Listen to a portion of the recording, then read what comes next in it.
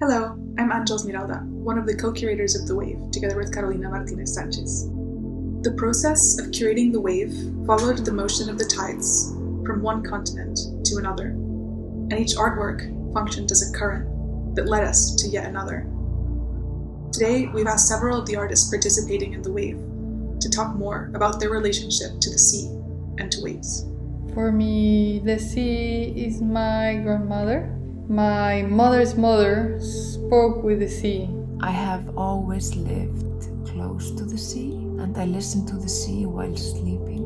Often the sea becomes part of my dreams. My earliest memory of the sea is from my summer holidays in Spain as a child, where I used to play a lot in the sand, and I definitely work with it as a landscape and healing force in my work. The continuous process of becoming that landscape engages in establishes it as a partial place that's emergent rather than absolute. There's a tension between making and unmaking. In Intersecting Mediterraneans, we understand water as a living archive, water containing information about places and bodies. I guess the sea has been always guiding me to surrender, to acknowledge other water-based logics and perspectives, and it will always be a channel of communication with Maria Amor, my grandmother. I perceive a dialogue with the work of Pinar Ogrensi, as she understands the Mediterranean also as a site of contexted realities, and also with Maria Dalberg's work, which is a clear dialogue in relation to the intersectional aspect of the work and to the gender violence and historical silencing of certain narratives and perspectives.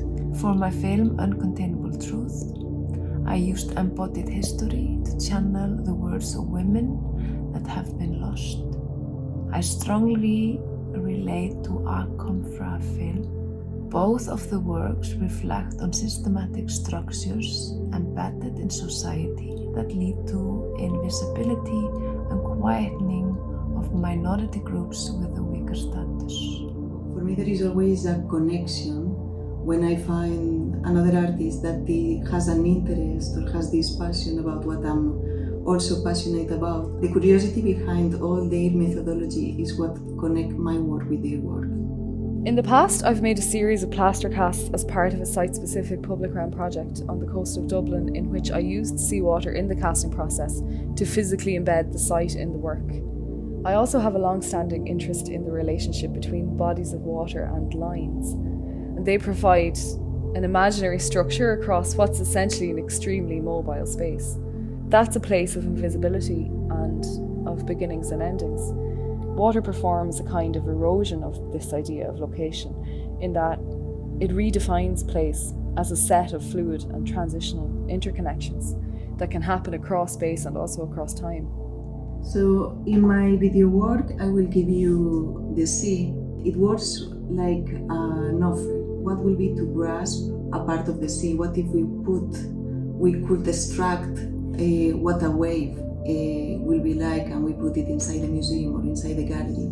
A stage where the visitor and the artworks relate with each other. All the surface become a continuous porous materiality where everything contaminates each thing. The visitors, the artworks, the sound, the lights, everything is part of the same chant or melody. One after another, beneath the surface, following each other, pursuing each other, perpetually.